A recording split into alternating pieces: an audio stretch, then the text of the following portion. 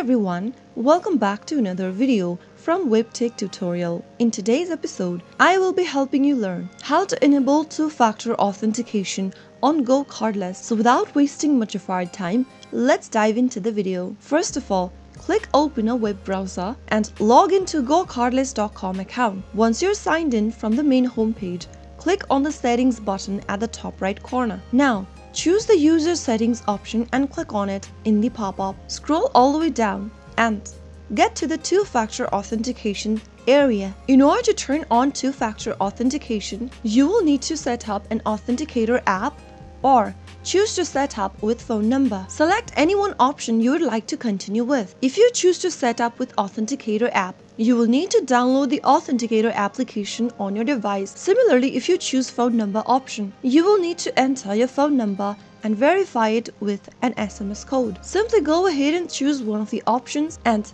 enter your phone number. Once done, click on Submit.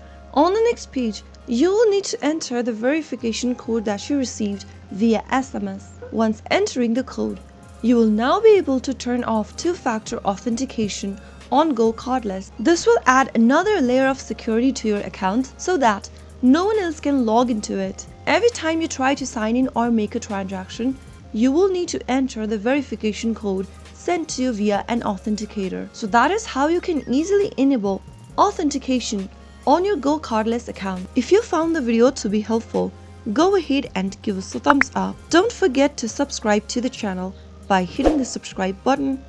Also, press on the notification bell icon so that you'll never miss another upcoming upload from us. I will see you again in the next video. Thank you for watching.